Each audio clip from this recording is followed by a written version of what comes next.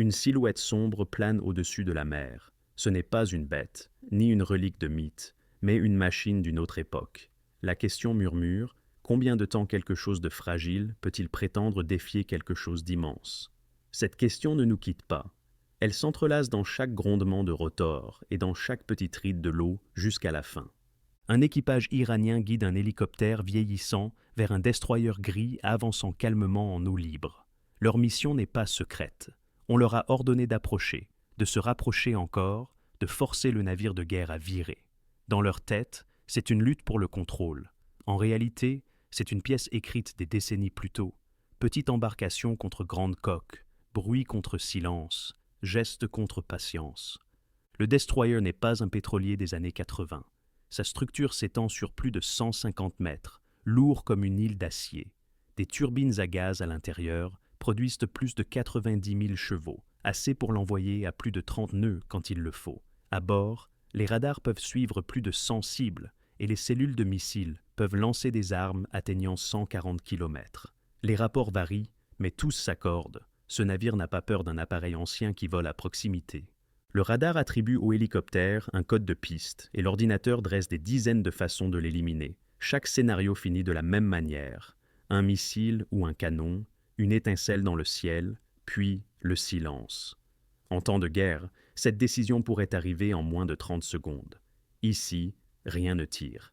Les marins du centre d'information de combat s'adossent, les yeux passant des écrans à leurs camarades, leur voix calme. Ils ne voient pas un prédateur, mais un échantillon.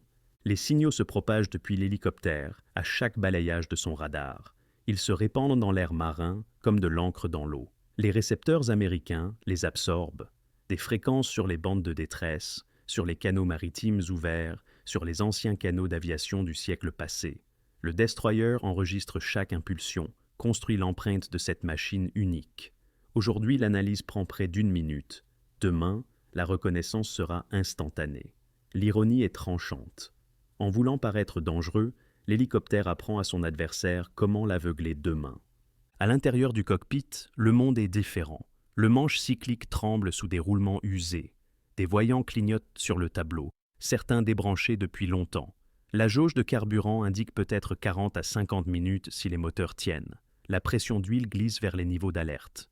La vitesse reste faible comparée à celle des jets, entre 110 et 140 nœuds selon les conditions.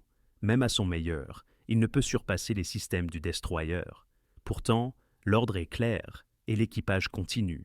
Ils descendent plus près des vagues, à 150 mètres environ au-dessus de la surface. Les embruns frappent le plexiglas rayé. Le fuselage gémit comme du bois ancien.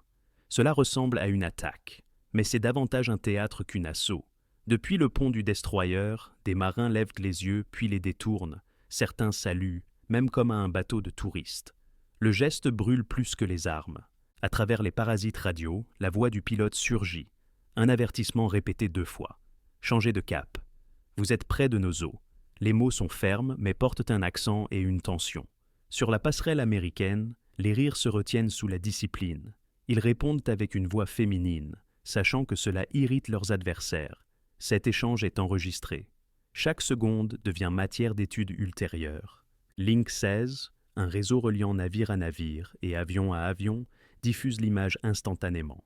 Chaque unité voit l'hélicoptère, sa trajectoire, ses signaux. Des créneaux de millisecondes empêchent les communications de se chevaucher. Un chiffrement certifié par des agences nationales verrouille tout. Pour l'équipage du destroyer, l'événement n'est pas une crise, mais un exercice d'information. Pendant ce temps, l'aiguille du carburant chute. 800 livres restent, peut-être moins. Assez pour rentrer s'ils virent bientôt. La température d'un moteur monte, la pression d'huile baisse. Le chef d'équipage se penche, touche l'épaule du pilote, montre le cadran. Le message est clair sans parole. Pourtant, il continue à tourner, continue à insister, cherchant une réaction. Le destroyer poursuit sa garde. Les armes restent en attente. Un système Gatling proche pourrait, à cette altitude et à cette vitesse, effacer l'hélicoptère avec une rafale de guerre plus d'une seconde. 4000 projectiles par minute de tungstène, près dans le silence. Mais personne n'appuie sur la détente. L'équipage traite l'approche comme un bruit de fond, comme des mouettes suivant un chalutier. La désespérance grandit dans le cockpit. Le pilote répète sa demande. Dernier avertissement, dernière chance. Mais la voix se brise et les mots portent le poids d'une protestation fatiguée. Ce ne sont pas des menaces, mais des enregistrements pour de futures diffusions. Les caméras tournent, les voix gardent chaque phrase, et déjà dans des studios lointains, une victoire est écrite.